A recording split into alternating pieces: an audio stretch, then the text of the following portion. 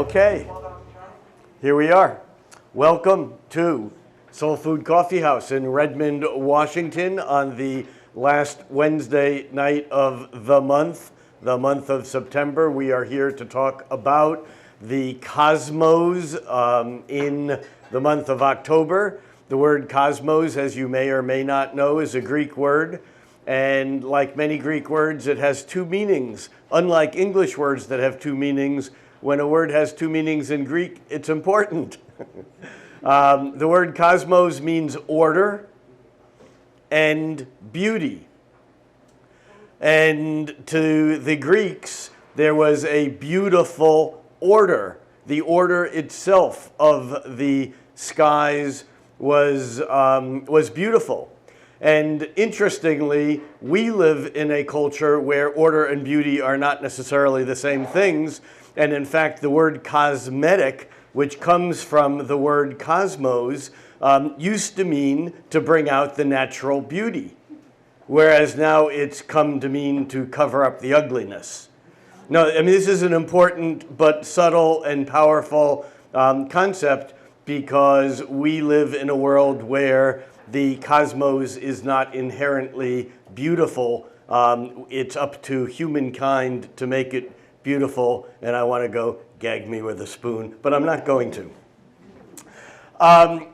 Before we jump into this extraordinary month, these extraordinary few days, I just want to mention in passing that it's not too late to still register and sign up for an amazing 8-day workshop in Bali, Indonesia. There's only a few spaces left, and there are a bunch of people who are thinking about it. Right now, it's first come, first serve. Caroline Casey will be joining me for a week-long retreat in the jungles outside of Ubud, Bali. It's a magical, amazing place and time. This will be my 8th workshop in Bali, 8th astrology retreat. And if you're at all interested, grab me after this evening. Well, don't grab me, but ask me about it. We can talk about it. If you're watching this online, send me an email, give me a call. There are still a few spaces, and that will be November 8th through the 16th. I think those dates are right, but they're really close. And to find out more, I'll put the dates right down here on the screen for those of you who are watching online.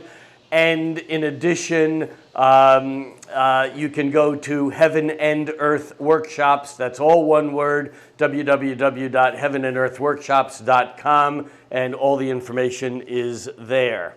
Because I'm going to be in Bali for November and December, I will be here next month, but then for the following 2 months, you will have me this evening on Astrology Night here via internet link or in absentia, but the event will still go on here, and I think that's it. Let's get down to business.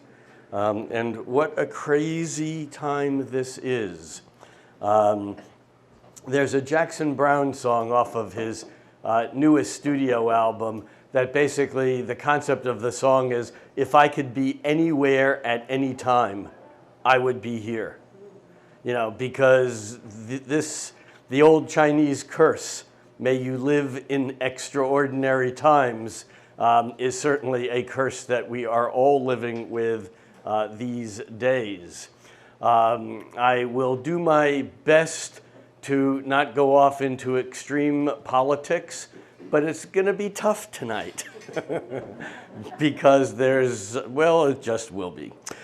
For the record, we are recording on Wednesday night on September 25th, and it was just yesterday that formal impeachment proceedings against the resident of the White House have been at least initiated. And when Kevin introduced me this evening, he said something about, well, it seems like the dam is broken loose, and I'm sure that was one amongst many things that he was talking about. And the fact of the matter is that astrologically, there is a bit of a dam that has broken loose. And yet we can't make too much of things that occur astrologically regularly. It's a tendency of astrologers around the planet to, every time something happens, they say, this is the most unusual, rarest thing that's ever happened. It hasn't happened in 47,218 years, and it's going to be the end of the world. And I mean, astrologers do tend to do that. Not me. Because my old astrology partner and buddy Jeff Jower, who shared the stage with me for many years here until he went on to other pastures. Jeff used to say that there was a thing called the Astrologers' Full Employment Act, and it was basically the planets keep going round.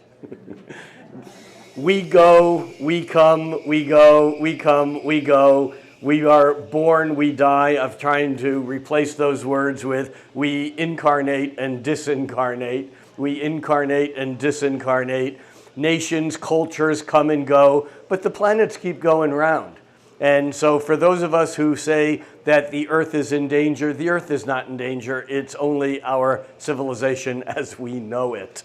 And yet there is a crisis. I don't know about you, but I do whatever Greta tells me to do. And I was out on Friday doing my little piece, maybe not enough, but there certainly is a crisis. Now, the thing that has happened in astrology, as many of you who study astrology know, that there is one planet that if someone said the word damn, and I don't mean damn, but I mean like the Hoover, damn. What planet is the dam? It's Saturn. Saturn historically is the wall, the gateway that creates a barrier between here and there. And what do I mean by here and there? I mean the physical world of incarnate beings of material reality and all those extrasensorial, metaphysical, alternate realities, parallel universes, whatever you want to call them. Whatever it is that's out there, they're all on the other side of Saturn. The Greeks believed that when we incarnated on this planet, we came through the gate of Saturn. And Saturn, interestingly enough, etymologically is Satan. And Lucifer simply was an angel, a metaphysical consciousness who fell through the gates of Saturn, Satan, and became physical form, in human form on this side of the gate. So, the dam has broken. Saturn, like all regular planets, I say regular planets, excluding the sun and the moon, which we astrologers include when we say the word planet, because we're using the word planet as the Greeks intended it, and that was a wanderer. They were not astronomically either aware or caring of differentiating of different types of things. If it moved, it was a planet. And so planets were the wanderers. All the real planets, meaning Mercury, Venus, Mars, Jupiter, Saturn, Uranus, Neptune, and Pluto, and about 500,000 other things that NASA tracks going around the sun, they all go through a motion that we call retrograde motion. Most of us, when we hear retrograde, go, oh, Mercury retrograde? Yes. But every planet retrogrades. It's just that Mercury travels faster than the other planets because it's closer into the sun, and therefore, when it looks like it doesn't really go backwards, but when it looks like it goes backwards, it has to stop faster. The change of direction is more abrupt. And so we notice it more, not only in the sky if we're observing Mercury, but its causal implications here on Earth are noticed more than, let's say, Pluto, which is right now just finishing up its retrograde cycle, and it turns direct on October 2nd. But for 2 weeks, Pluto barely moves 1 minute. That's 1/60th of a degree in the sky. And so as it changes from direct to retrograde, it's like you might not even notice because it's very subtle. It's like being in a racing car that jams on its brakes and throws it into reverse, Mercury, or being in a 18-wheeler truck that's in a parking lot going creepingly slow, and then it goes into reverse. You might not even notice it because it's so smooth compared to the suddenness. Well, Saturn turned direct the day of the solstice, the equinox, I think. So it was just a couple days ago, 2 or 3 days ago. I don't have my notes in front of me. If there's someone here who can remember, my brain is full. I saw a cartoon once of a bunch of kids sitting in a class and some guy in the front row looking like he, let's say, how to do this nicely. He may not have been the brightest card in the academic deck. Had his hand up and he goes, "Excuse me, teacher, but may I be excused? My brain is full." That's the way I feel these days because there is just so much going on. However, when any of the planets move from retrograde motion to direct motion, and remember, retrograde motion occurs when a planet in its normal cycling gets closer to Earth than it is at other times in its cycle, and the optical illusion, like passing a car right next to you, for a moment it might look like it's going backwards when it's really just that you're going faster than it is. That's what retrograde motion is. And so the inner planets, Mercury and Venus, when they come between the Earth and the Sun, when Mercury and Venus go between the Earth and the Sun, they look like they're going retrograde because they're so close to Earth and we lose perspective. However, the outer planets, Mars, Jupiter, Uranus, Neptune, and Pluto, and Saturn, can't leave the big guy out, when those planets come closer to the Earth, they're on the same side of the Sun as the Earth is, but it looks like they're opposite the Sun because it's like the Earth is in between the Sun and those planets. And so when any outer planet in astrology is opposed the Sun, opposite the Sun, it has to be retrograde, which means that the outer planets are all retrograde for not quite half the year, more about a third of the year. So it's not uncommon. However, it is notable that Saturn, the planet of restraint and boundaries and barriers, the damn planet, not the damn planet, but the damn planet, Saturn has been retrograde for the past 5 months, and it just turned direct. And when a planet goes from retrograde to direct, it often takes a day or two or even a few days, or with the outer planets, even a week or two until it gets back up to speed. Because just like a pendulum changing directions, the pendulum is moving fastest in the middle of the cycle, where at the bottom, and then as it goes to change directions, it begins to slow down. And in order to change directions, it actually has to come to a stop. And when it comes to a stop, that's called a station or a stationary planet.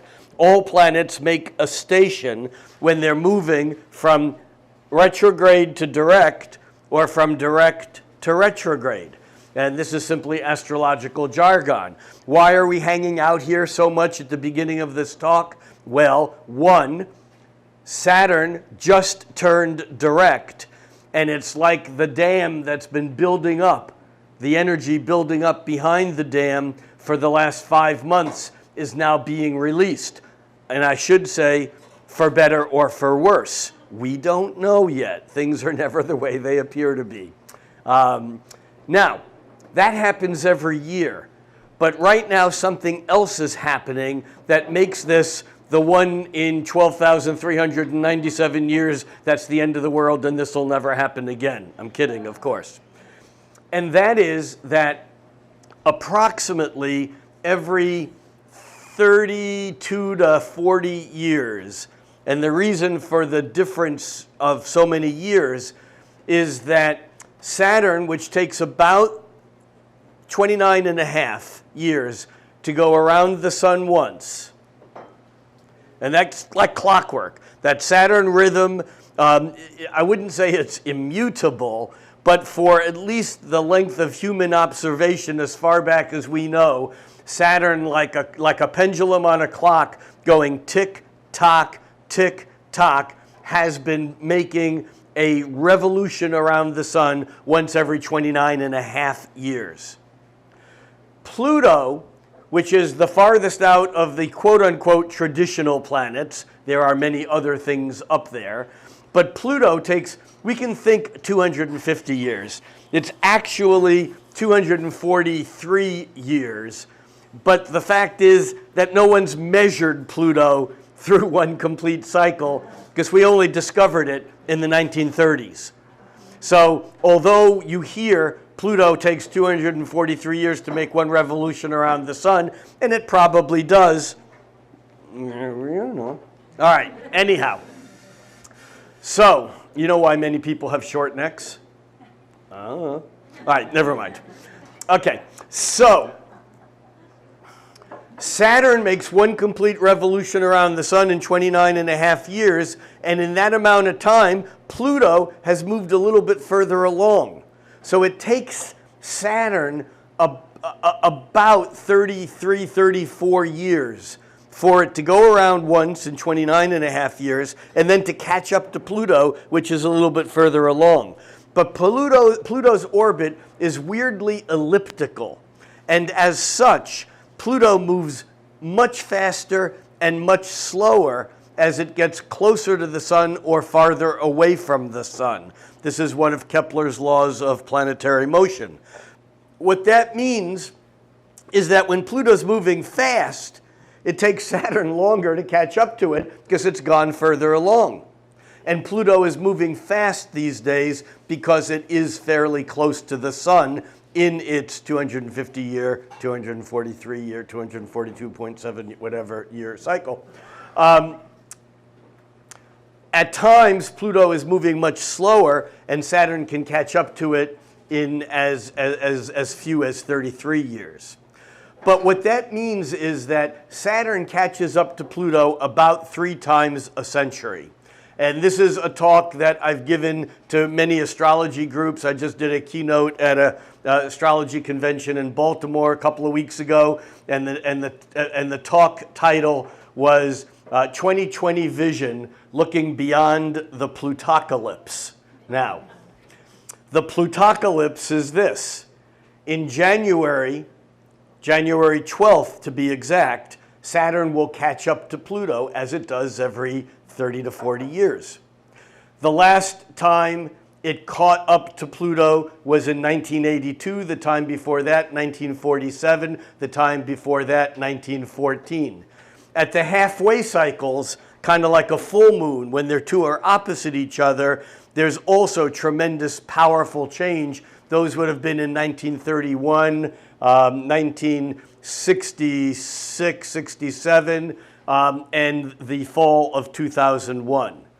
Now, I don't know if that string of dates catches anything in your mind, but here's a few things that happened. At the conjunction in 1914, that was the beginning of World War I. There were many other things that happened then too.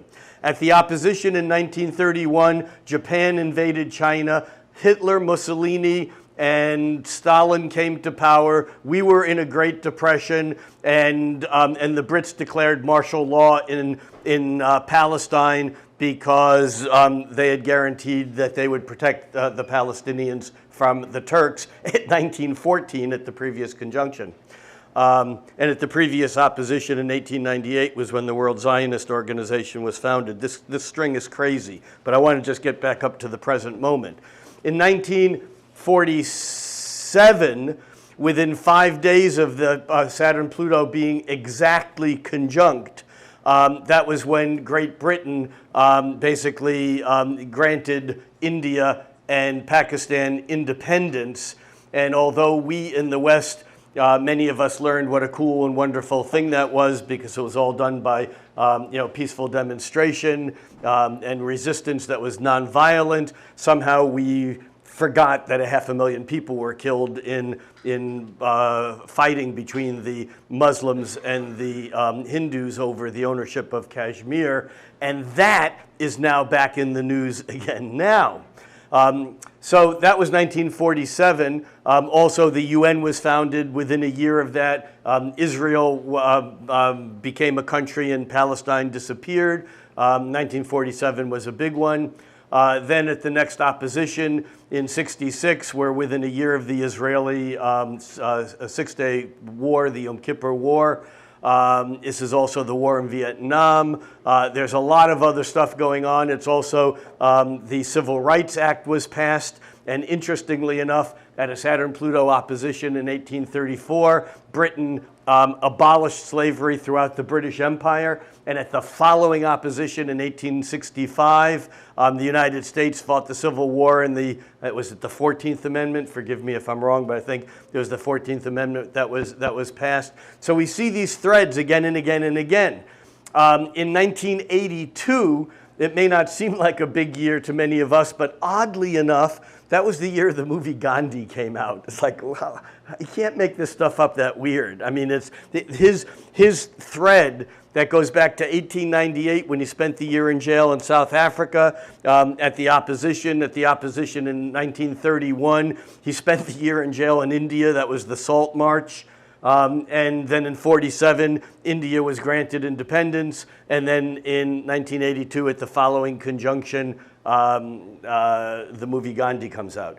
It was also the Israeli invasion of Lebanon. It was also the Soviet incursion into Afghanistan. And it was also the only time in the 20th century when a colonial power was at war in our hemisphere. Now, this one it's not a big one for us, but it was for some countries because Argentina was at war with Great Britain over the Falkland Islands. People were killed, bombs were dropped, it was a war.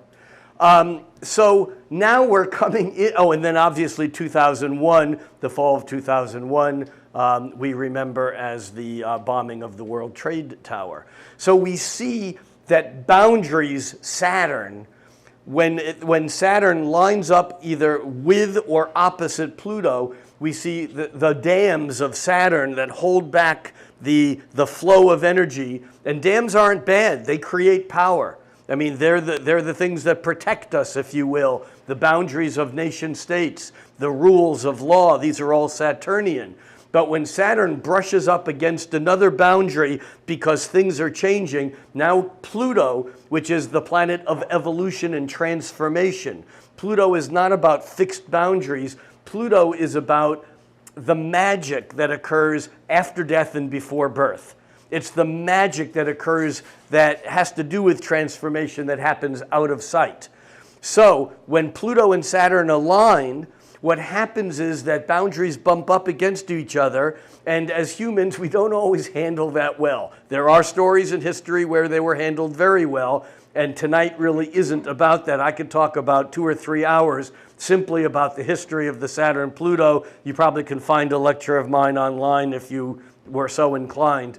But the thing to realize is that the energy of these two planets lining up is not like an afternoon. It's not a day. It's not even a week or a month. It's a cycle. It's like the high tides and the low tides. They're always in flux, and it's always the same rhythm. Sometimes the tides are higher, sometimes they're lower, but the rhythm is the thing, not just the moment of the high tide or the moment of the low tide.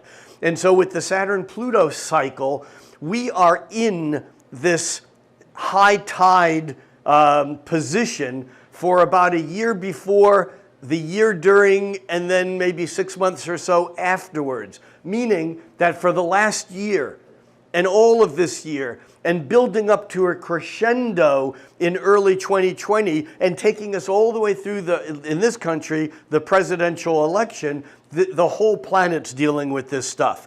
And we see it happening not only here in our country with whatever the bizarre things are that are going on in Washington, D.C., with foreign control of elections, not only in the United States, but the Russian interference with creating the whole Brexit craziness. I mean, you know, right now, England is going through its own Donald Trump scenario. France had a brushing with it, also fueled by Russian intelligence.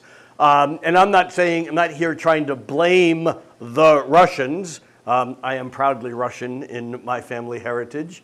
But what I'm saying here is that differences of boundaries and perceptions are brushing up against each other. In fact, we're seeing it again with the ongoing, not only with the ongoing Christian, the Islamic Christian thing that go back to the Crusades and even further. Those dates all tie into Saturn-Pluto, but also with the Saudi Iranian energy. We're seeing it also with the Pakistan, India, which is all coming back up now. We're seeing it in Venezuela. We're seeing it in Brazil. We're seeing it all around the world. So my point here is that what we are experiencing in our little isolated corner of the planet that we happen to call the United States is basically global. And it's global because the whole planet is experiencing not only Saturn turning direct, which it experiences every year, but because Saturn and Pluto are already in the sky so close to each other, they're only a few degrees apart. If you could see them in the sky and you made a fist and held it up to the sky, and this is not intended to be any sort of revolutionary signal at this moment in time, but if you were to hold your fist up to the sky, Saturn and Pluto would be close enough that they would be contained. They're not lined up yet, but they're closing in on each other right now. Saturn has just turned direct, and it's going to be gaining on Pluto.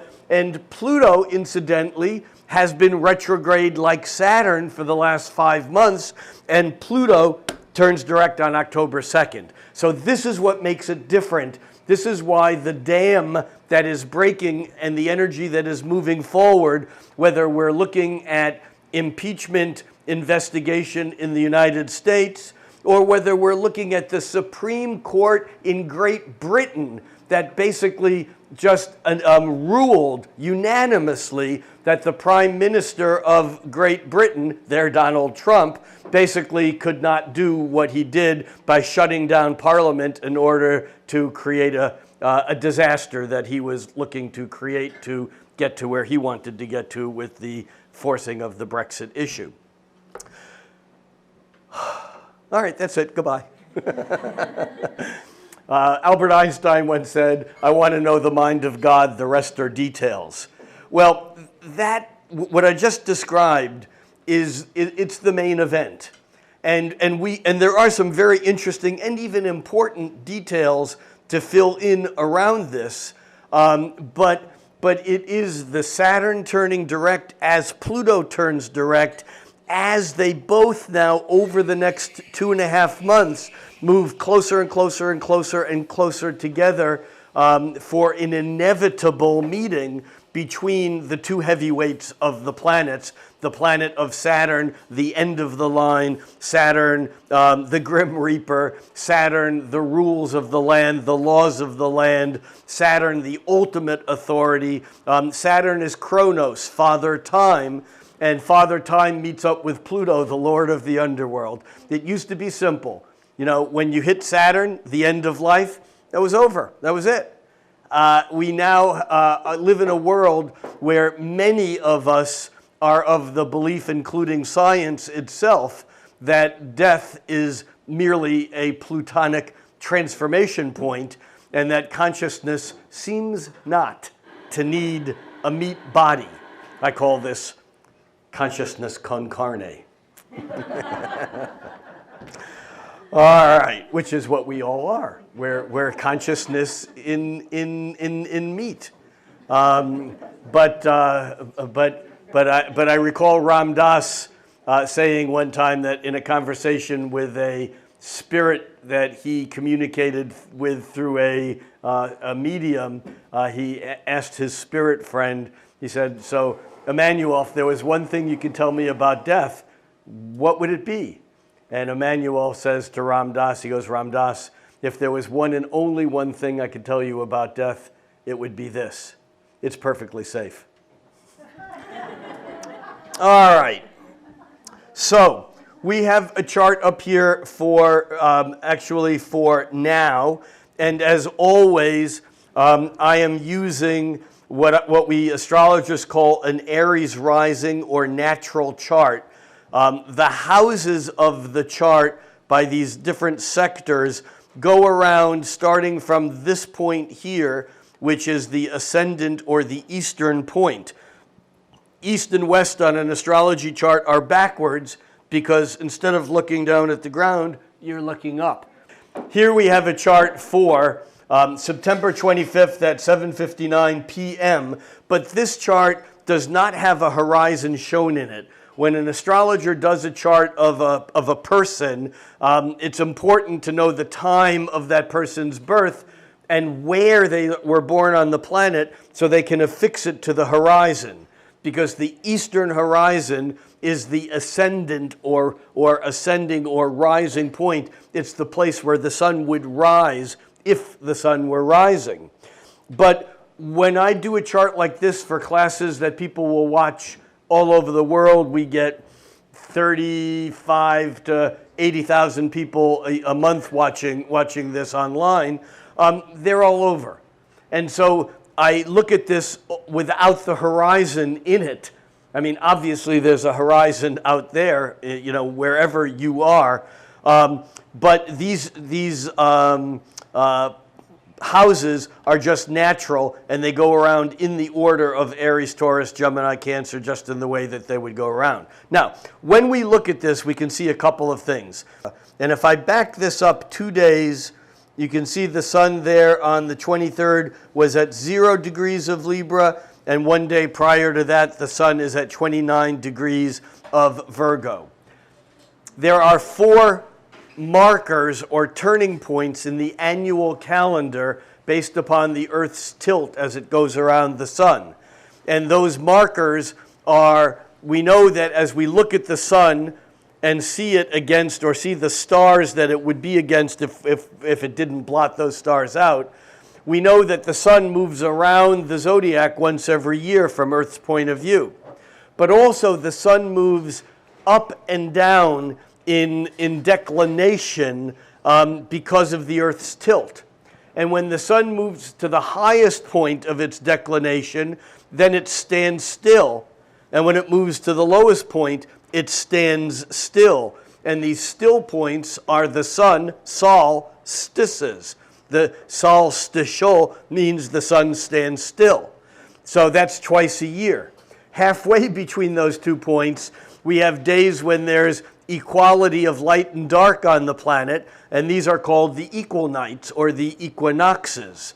And technically, it's within 3 or 4 days of equal lux, which is equal light, because even on the equinox, there's about 8 minutes more light than there is dark, because the sun begins to create light as it just peaks above the horizon. And then it's not dark until the last of the sun has disappeared, and there's diffraction from the atmosphere, and the sun is big enough that it actually transits that point. And so oddly enough, everyone who's ever been taught that there's equal day and night on the equinox is wrong. The things they don't tell us. Okay, but what's important is that these 4 turning points, which represent the beginning of the seasons, astrologically represent the sun's movement into the 4 cardinal signs. Cardinal meaning season starting. The word cardinal actually it's derived from the Old English word henge. And so the 4 cardinal signs are actually hinges of the year. If you lived, 4, 5, 6,000 years ago, and your next door neighbor was Steve Jobs, rather than inventing the iPad, he might have been the guy who invented the hinge.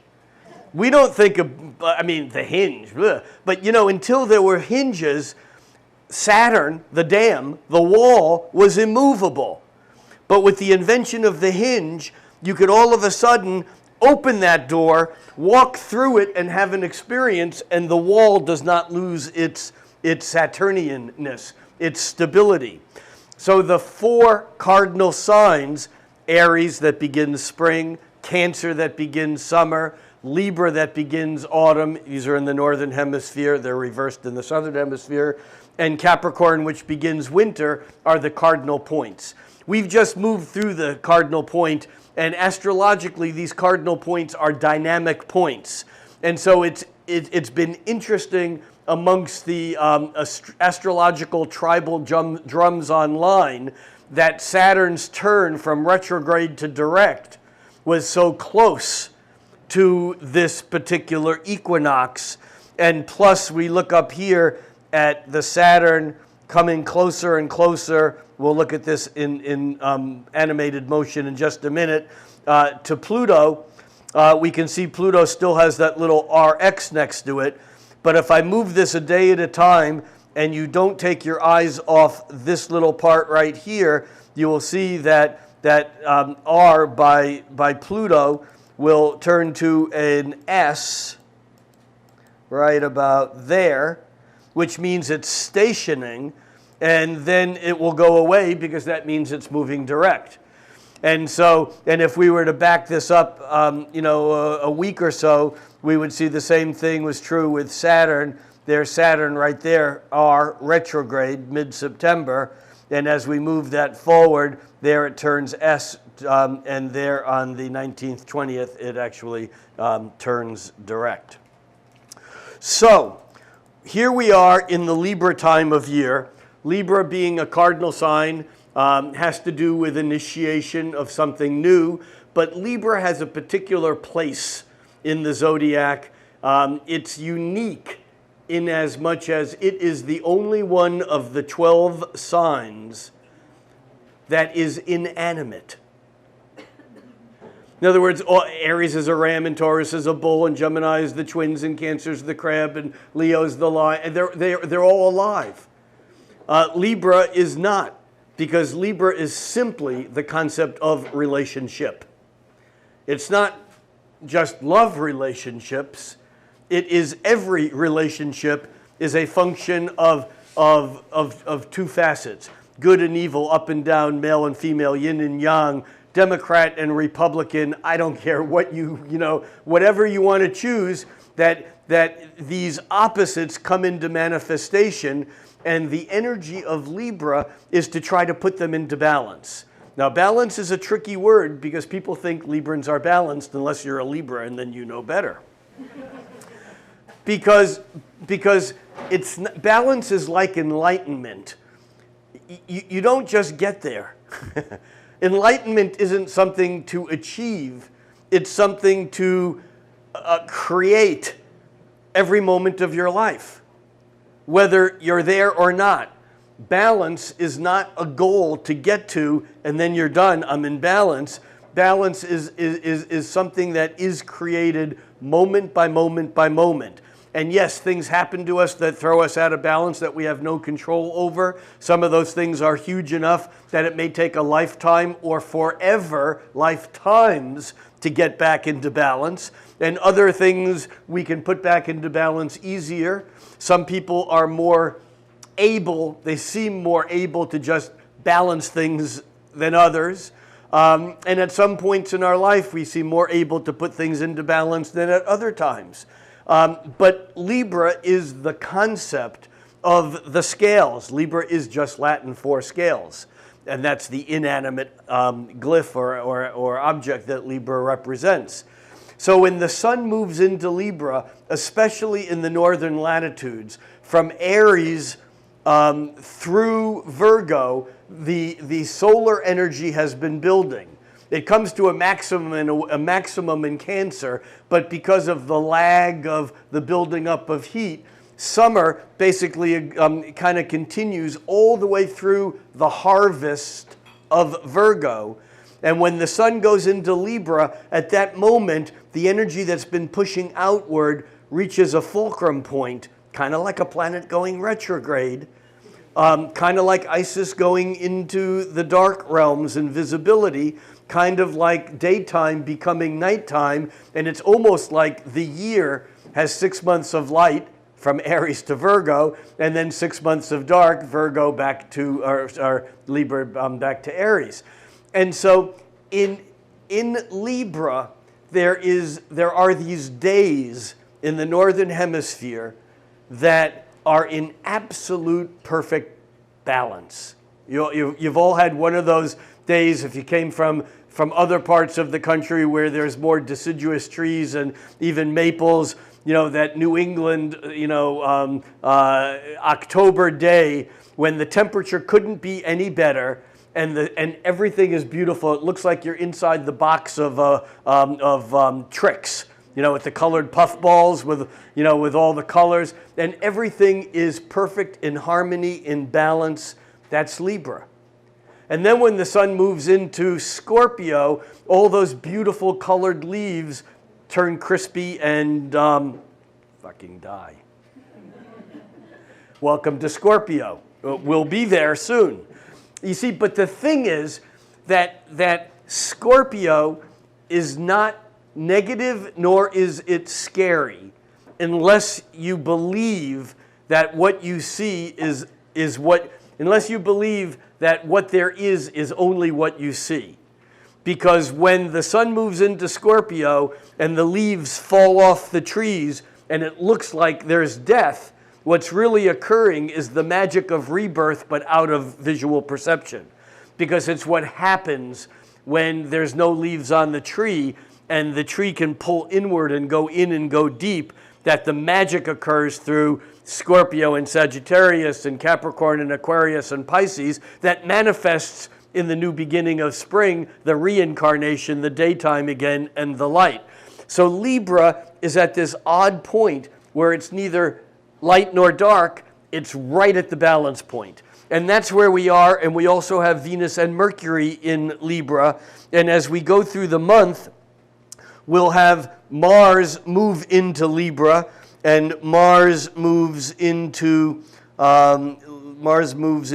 Libra on October 3rd, and yet then we'll have an escape of first Mercury and then Venus into Scorpio. So I'm going to run this ahead a day at a time, and we're just going to watch this cluster of the faster moving planets, Mercury at 17, Venus at 13, and the Sun at 1 degree of Libra, and Mars at 24 degrees of Virgo.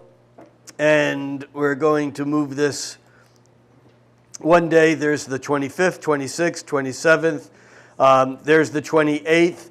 The moon is moving quickly now through Libra. We've passed through the new moon, which we'll come back to in just a moment. The new moon is on the 28th. It's on Saturday. Actually, we'll talk about it right now since we're going right through it. And that is, this new moon is an incredibly powerful new moon. It really is the beginning of the Libra season, even though it's a week and a half or a week into autumn. Incidentally, many calendars, including the Arabic and the Hebrew and the Chinese calendar, are lunar calendars. Rosh Hashanah, which is the head of the year, begins at the new moon in Libra, because the sun has to be in Libra, which is the halfway point, but then holidays typically begin at sundown, and it's the sundown, first sundown after the new moon in Libra. So here we have the new moon in Libra, and I could back this up a few hours and make that moon be exactly 5 degrees. But the thing here is that this new moon in Libra is 5/12 of a circle. It's that fat green line. It's called a quincunx. Quinc 5, unx 12, 5/12 of a circle. And this is an aspect of adjustment. It's annoying. It doesn't feel right. And what doesn't feel right here is all these planets clustered in Libra that want balance. They want harmony. They want everything to be, favorite Libra word, nice. They want everything to be nice. You know, Libras are they're the hostesses and the hosts and the diplomats and the therapists and the ministers. They want to make things nice for people. And I'm not saying every Libra wants to do that all the time, but it's a basic Libra function. Is that you? Let the record show. No. Okay. However, this Libra new moon is in an aspect of discomfort and kind of almost like misaligned with Uranus, the planet of change, in Taurus, the sign of stubborn.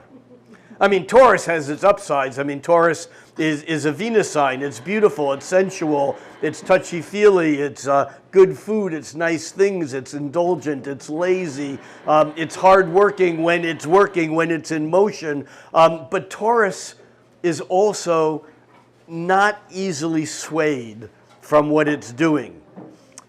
Newton's third law, I think it's his third law, an object at rest tends to stay at rest unless acted on by an outside force, and an object in motion tends to stay in motion. Well, that's a Taurus. If anyone knows a Taurus who's been laying on the couch, eating popcorn and watching TV, and you want them to mow the lawn, forget it. Now, once they're mowing the lawn and you want to take a short trip down to the lake to go swimming, forget trying to get them to stop doing what they're doing. It's the object in motion. Now, the thing is that Uranus is in Taurus for a long haul, 7 years. It is the planet of change.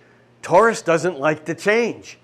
And so we have this new moon kind of irritating. It's like the thorn in the side, or the pimple, the boil. What is it that you have on your foot? What's the word I'm looking for? Ow. A blister. Thank you. Yeah, it's like the blister on your foot. Everything's great. It's a beautiful day. The sun's out. You're going to your favorite lake to go swimming, and your damn foot hurts. That one spot. Well, in a way, that's what this new moon has going for it. It's like we want things to be in balance, but we need to change, and we don't want to change. I mean, did anyone hear Greta's talk at the that 4-minute or 2-minute speech that probably should be right up there with the Gettysburg Address as to how much power it packed, and regardless of where you are on any political spectrum, I don't care. Well, I do, but I don't. I don't from here. I do when we're talking afterwards. But that speech in some way was the epitome of this Libra energy to the Uranus and Taurus. I mean, basically what she's saying and what this new moon is saying is to put things in balance is not going to be comfortable. And you don't want to do it. And whether you do or don't is not the issue, but that's what this new moon is feeding into. It's something to be aware of. Let's go back to moving this a day at a time. And remember, we're watching the moon whiz through Libra, but then we'll watch Mercury right there. Mercury on October 3rd moves into Scorpio. And that same day, later in the day, we have Mars moving from Virgo into Libra. And so we have a little bit of a changing of the guards. The energy's moving forward. Mercury moving into Scorpio is basically saying, I'm not interested in seeing both sides of the coin anymore. That's what we need to do. Intellectually, mentally, Mercury in Scorpio has a passionate connection to one extreme or the other. But meanwhile, Mars, which has been in Virgo gathering information and details and facts, now moves into Libra and goes, yes, I know we should be doing that, but I'm not going to do anything yet. I need to weigh and balance what my actions are. And the planets moving from Libra eventually into Scorpio are part of a larger cycle of how we've been set up by the energy holding back behind the dam, and the dam's beginning to break. Not only the Saturnian dam, but the bigger, esoteric, more lasting, transformational Plutonic dam. And that will be building yet for a few months. And just for the record, that will not be finality either, because there's always processes within, cycles within, cycles within. It's like standing at the beach knowing that the tide is going out, but a wave comes in and it almost knocks you off your feet this way, and at the same moment you can feel the undercurrent pulling from the previous wave. And so it's complex waves within waves. But this month, what's occurring is on a deep level, we're getting real motion forward from the heavyweights, from Saturn and Pluto, and even Jupiter, which turned direct last month. We're getting movement forward on these bigger issues. We're also getting implied movement on the littler planets moving forward, but I want to just put a little marker here in our minds that Mercury, which is moving into Scorpio on October 3rd. Normally Mercury moves about a degree every 2 days. It can whiz through a sign in 2 weeks. However, Mercury moves into Scorpio on October 3rd, and it doesn't move out of Scorpio until December 9th. And that's because at the end of October, Mercury turns retrograde, as it does 3 times a year, which means that even though right now Mercury is ahead of the pack and leading the way with this kind of movement into Scorpio, which is really just occurring next week, and the information is going to be extreme and pointed, and you'll watch the flavor change probably by what's been set up yesterday and today. But as we get closer to the end of the month, Mercury is going to start slowing down, and then it will go retrograde and go back through some of its same territory, then turn direct, and it won't be moving into new territory again until mid-December.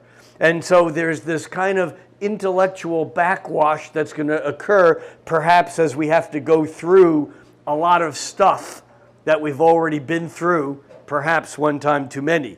Now let's just keep moving this forward because on October 8th, we have Venus moving into Scorpio. Again, the intensity is building. It will continue to build until the Sun moves into Scorpio, which will be on October 23rd. Now, in the mix here, we have one other thing that we just need to mention, and that is on October 6th and 7th, we have a very extreme couple of days. This will be a Sunday, Monday. We'll probably feel it in the news on Monday. And what happens on Sunday, October 6th, is that Mercury in Scorpio is exactly opposite Uranus and Taurus. Remember Uranus and Taurus? That's the revolutionary planet of change in Taurus that doesn't want to change. And what's going to happen over the next month or so is Mercury, then Venus, then the Sun, and then not for another month or so, then Mars.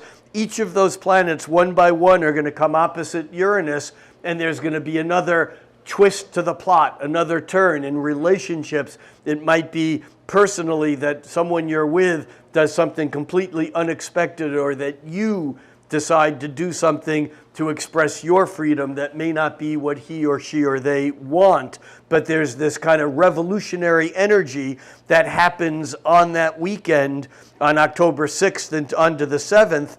But then, almost within hours, but certainly within the day, by Monday, the Sun in mid-Libra reaches the point where it's exactly 90 degrees, 14 degrees of Libra to 14 degrees of Capricorn to Saturn. The Sun squares Saturn a couple times a year. The Sun is our drive, it's our illumination, it's our motivation. Saturn's the damn. Saturn is the planet that says no until it thinks you're ready. Now, Saturn is the obstacles we run into. It's the restrictions, it's the laws, it's the speed limit. And so it's almost like this scenario looks to me like whether, again, it's politically and or individually, something happens that's crazy, it's exciting, it changes everything, and then the hammer comes down and goes, whoops, can't do that. So we'll see what happens. But that's on the way to Venus changing signs on the 8th. Then by the 12th,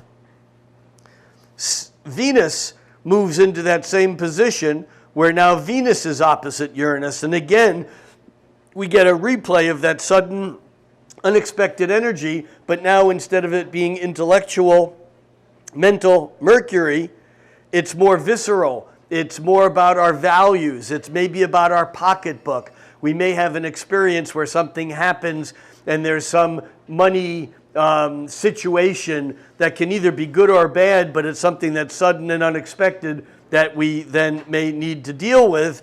But interestingly enough, during the same time,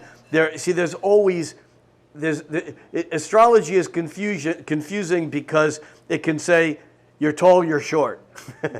Now, the fact of the matter is we can be both in different ways.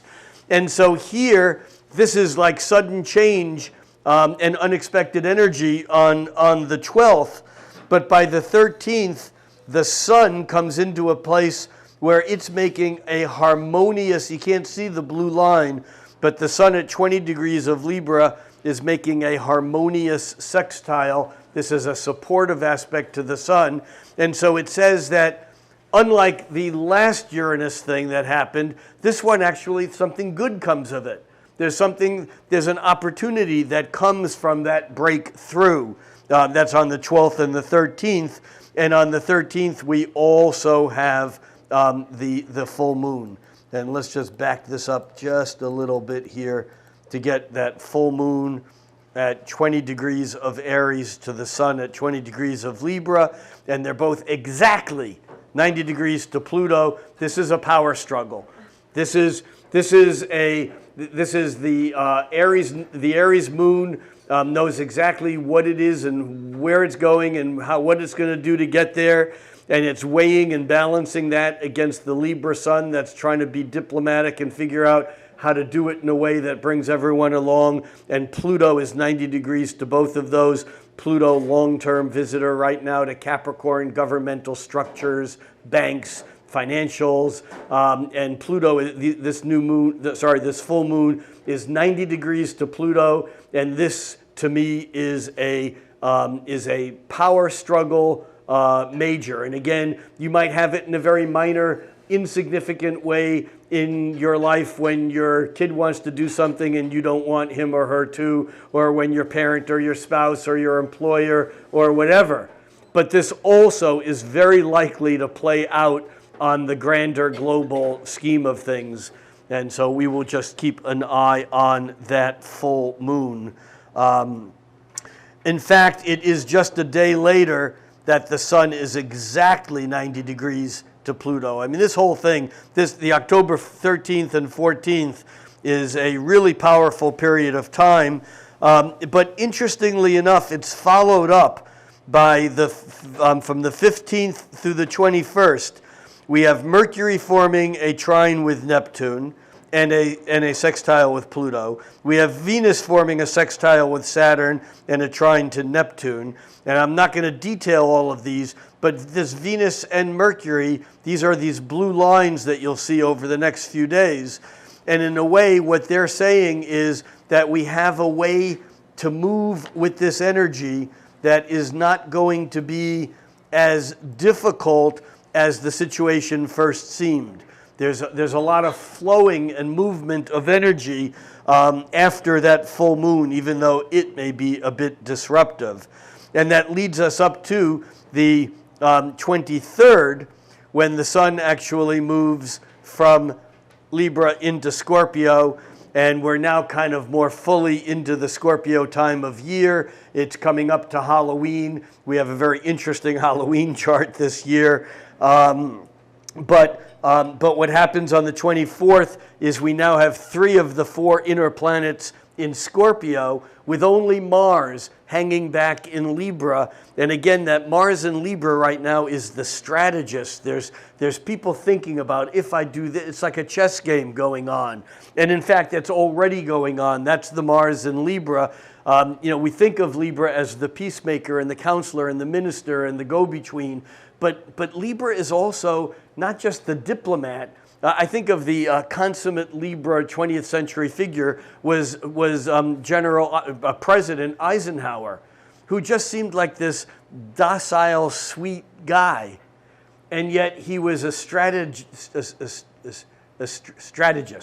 Was that the right word?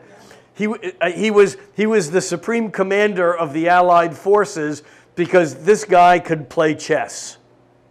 And chess is a very much of a Libran game, or Go. I've heard it said that chess is the greatest waste of human intelligence outside of an advertising agency. But the thing about Libra is it's the ability to judge, weigh and balance, action, reaction, action, reaction. And so even though all these planets have moved into Scorpio, the fact of the matter is we still have that Mars in Libra carefully playing the game of strategizing. And in fact, on October 27th, that Mars in Libra actually makes its square with Saturn that the other planets made when they went through Libra. There it is right there on the 27th, 28th. Mars makes its square with Saturn. And so this is a bit of a problematic day. This is a day perhaps when negotiations break down. This is a day when there's frustration. Mars, gas pedal, Saturn brake. Mars, yes, Saturn, no. It's definitely a frustrating day, and it's a day in our personal world to not let our ego get the best of us. One of the advantages of astrology is not that you can avoid something that needs to happen, but even delaying a major argument from the 27th or 28th to the 29th or 30th, it won't change the ultimate outcome, perhaps. But what it does is it prevents you from getting the energy sucked up into a whirlwind that doesn't go anywhere. Because that Saturn-Mars square is like bulls locking horns and there's no movement. The gas pushes down harder and the brakes push down harder. That's on the 27th and on the 28th. And on the 27th, of course, we also have right here, let me back this up a couple of hours, right there, we have the Scorpio new moon. And this new moon is an exciting new moon because it is exactly opposite Uranus. Remember, I said that we had several planets moving opposite Uranus. We have Mercury moving opposite Uranus on October 6th. We have Venus moving opposite Uranus on October 12th. And then we have the new moon and the sun opposite Uranus on the 27th and 28th. And this is, in a way, the culmination of the tug of war and the stress, whether there's absolute resolution or temporary resolution, or it just completely explodes. We will see what happens. But I have, and again, this is a Sunday, so we can expect stuff to build over that weekend and something to be going down, so to speak, on Monday the 28th. And that brings us to the 30th. We have in Scorpio, normally Mercury is traveling really fast and Venus travels slower. So Mercury has been way ahead of Venus. If we back this up a few days, we'll just back that up a few days. Can you see how the distance between Venus and Mercury is 7 degrees? But because Mercury is getting closer to its retrograde, it's slowing down, and Venus now is going faster than it. So Venus actually catches up and passes Mercury, which is unusual, but this is a good day for communication of things that are important to you, values. It's a midweek, but it's a date night. Make something nice happen on that day because it can. The following day, however, Mercury, which is slowing down plenty, on the following day you can see the S, and then it's an R. Mercury stops, it turns retrograde. And again, we may feel like what was moving ahead in thought, in interaction, in communication, in discussion begins to kind of fall apart or slow down, and we're given an extra few weeks to get it together before Mercury then turns direct. So, in a nutshell, the interesting thing about this month is there are no hugely significant singular outer planet events that sometimes dominate the month. One of the things that I teach counseling astrologers in doing chart readings is to be careful, because sometimes if a client comes in for what's going on the year ahead, sometimes the most important thing that happens in the year ahead happened last month. Because that thing that just happened, an illness, a death, a divorce, a major move, something that happened a month or 2 or 3 or 4 ago might be the most important thing for the entire year. We've just had one of those experiences. The Saturn and Pluto turning direct, or Saturn turned direct, and now Pluto will in the next week. But in a way, these major events are setting the tone, and there's no hugely singular, there's no Uranus square Pluto this month or Jupiter conjunct, because the farther out you go, the Jupiter, Saturn, Uranus, Neptune, and Pluto, when they make aspects with each other, those events are heavier, they have more weight. And we have no planetary interactions with any other planet this month out past Mars, except for the fact that Pluto turns direct on October 3rd and Saturn just turned direct. So that's the underlying forces. Things are being pushed forward. And don't get tricked by thinking everything is so lightweight, because we are on a date with destiny. And what we do now, hour by hour, day by day, week by week, and even month by month, will lead us to where we are in mid-January, when Saturn and Pluto get together. So be safe, be careful. And remember that even though we can go out to the edges of the cosmos in our mind to make those things that were invisible visible, even though we can think cosmically, nothing ever happens unless we act locally. Thank you.